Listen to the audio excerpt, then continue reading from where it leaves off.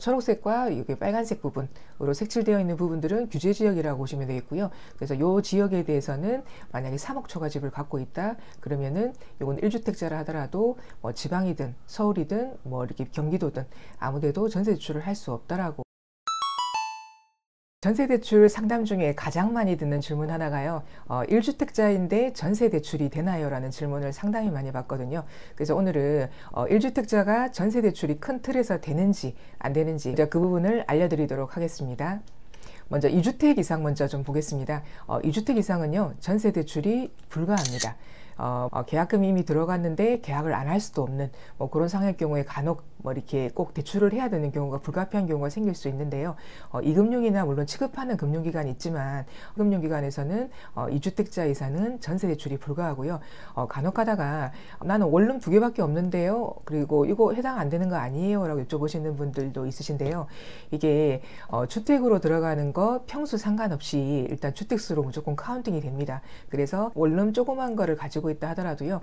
이게 취득세랑은 또 틀리거든요. 취득세는 보통 지방 같은 경우에 뭐 공시지가 2억 이하면 주택수에 제외되고 있잖아요.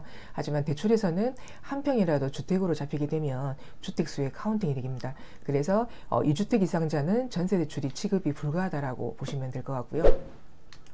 두 번째가 20년도 7월 9일 이후에 강남, 서초, 송파, 영산 지역에 3억 초과 아파트를 취득한 1주택자는요. 마찬가지로 전세대출 취급이 불가합니다.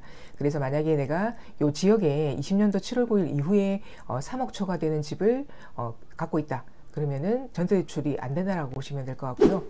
이번에 10월 15일 대책에 나왔었죠. 투기나 투기가율지구의 요번에 이제 재편성이 되었었는데요. 그래서 투기나 투기가율지구에 3억 초과 아파트를 1주택 갖고 있다. 그러면은 요 마찬가지로 전세대출이 지급이 불가합니다.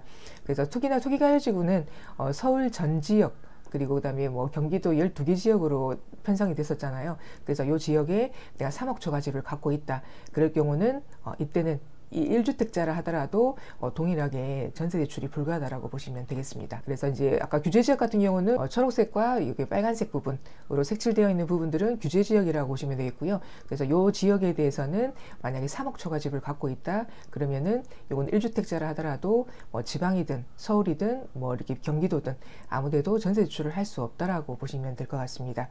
그러면 만일에 내가 지방의 아파트를 갖고 있다든지 그 다음에 규제지역이긴 하나 3억 초과 안 되는 집을 갖고 있다 하더라도 내가 전세 대출 들어갈 물건지가 이렇게 색칠되어 있는 지역으로 내가 만약에 임차를 들어간다 그랬을 경우는요.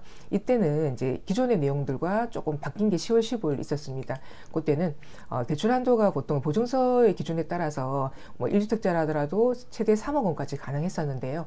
이렇게 규제지역에 내가 전세 대출을 들어간다 그럴 경우는요. 이때는 2억 한도라고 보시면 될 것 같습니다. 그리고 DSR 적용되기 때문에 소득 요건이 좀 더 까다롭다라고 보시면 되겠습니다.